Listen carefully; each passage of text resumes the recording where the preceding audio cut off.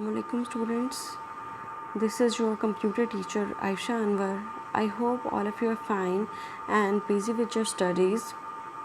I hope you are following the lectures that are shared with you about operating system.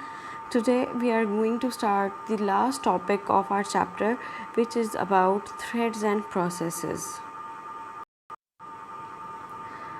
So we can define a process. As we have discussed earlier, a process is a program that is under execution at a particular time. For example एक programme है मेरे पास और वो programme अभी इस time पे execute हो रहा है. So that program which is under execution at this particular time is known as the process. So now, what is a thread? Thread is a part of a process. For example, if I say there is a process which is under execution, that process may contains many threads. So it means a process is a program that is under execution and thread is a part of a process. A process may contain one thread at least, and it can have more than one threads also. Here we are going to discuss the difference between the process and the thread. So here is a difference table. We will discuss this table.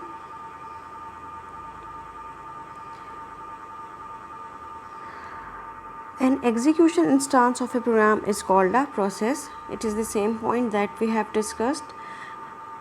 And its comparison, a thread is the subset of a process. It means a thread is a part of a process. It is not any other thing, but it is a part of a process. Process has its own copy of data segment and segment of a parent process. It means process has its own data on which it has to do some type of processing, and the thread has the direct access to that data segment of its process. For example, if I say I have a thread which has its own data segment and here is a thread does not have its own data segment, but it accesses those data segments which are provided by its process. Third point, any change in the process does not affect other processes. For example, if I have a process A, it has some changes, but it cannot affect any other process like B or any other process C. But any change in the thread that may affect the behavior of other threads of the process. But if there is a changes in let's say thread 1, it can affect the changes in the other threads of the same process like in thread 2, thread 3 and so on. Number 4, process run in a separate memory space, but thread runs in shared memory space. Each and every process has its different memory spaces they use, but a thread uses the shared memory space. Process is controlled by the operating system. This is an important point, but the threads are controlled by a programmer in a program. For example, if I am a programmer and I am running a program, if I am running a program, that program is being called the process right now, and that process is further divided into the threads, so I can control those threads by my programming. So concluding that processes are independent but threads are dependent, and threads are dependent upon the processes from which they belong. Now, what is multi-threading? Multi-threading is a term that is directly related to the threads, as its name tells. Multi means many and threading is the word that refers to the threads. So it means the process of executing multiple threads simultaneously is known as multi-threading. It means multi-threading is an execution method of a program that allows a single process to run multiple threads at the same time. Using this technique, it is much easier for us to utilize the CPU time more effectively. And multi-threading allows multiple threads that exist within a single process to run at the same time and to run independently. They do not depend on each other, but they run independently. By using multi-threading, we can achieve the maximum utilization of CPU time. In this way, we have better performance of our computer. So, here are the examples of multi-threading. For example, a user is typing a paragraph on MS Word, but in background one or more thread is running and checking the spelling mistakes at the same time. It means multiple features of MS Words are available and running at the same time. So it means there are multiple threads of a task of a process MS Word are running. And in the same way, a web server uses multi-thread all the time. Every request is handled by a different thread. For example, if we are searching on internet about some topic and each topic is searched by a single thread. For example, if I am searching something, let's suppose I am searching about threads, that thread is handled by a single thread. And similarly, if you are also searching some topics, all those researches are also handled by the threads.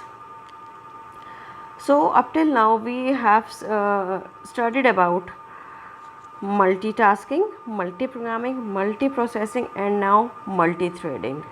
So you have to differentiate among those multitasking, multi-threading, multi-programming, and multi-processing definitions.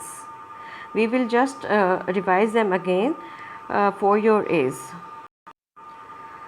Okay students, here is a challenge for you. We have discussed multi-threading. We have also covered multitasking, multi-programming, and multi-processing. Can you differentiate among them? Try and share your answers with me. This is a challenge for you. With this topic, we have completed our chapter number 1. Now we are going to discuss the exercise. Self-assessment time.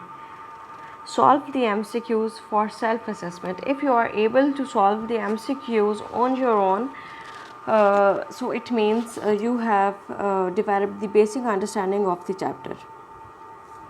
So here are the short questions. Let's discuss them one by one. What is the purpose of operating system in a computer? I think all of you are now capable to write down its answer. We can discuss that operating system is the basic working part of a computer. If operating system is missing, then computer is just the hardware which is of no use for us. Operating system is just like the soul to the computer as soul is to the human body. Question number 2. What is graphical user interface?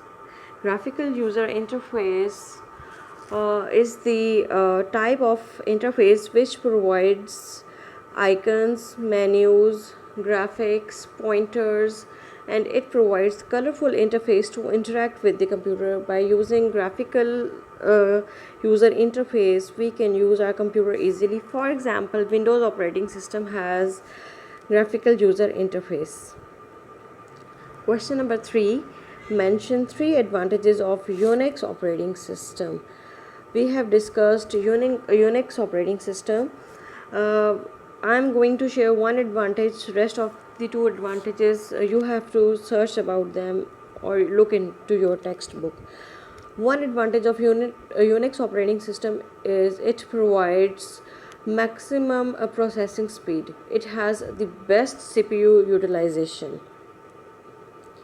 Now the next is the same question that we have done earlier. You have done it, difference between multi-programming and multi-threading operating system. This is the question that you have done in the part of lecture number 2. Question number 5. Why multiprocessing operating systems have been developed? This is the same question, it is the part of your challenge. Differentiate between single user and multi-user operating system. This is the question that we have done earlier. And why memory management is required. This is also the same question we have done.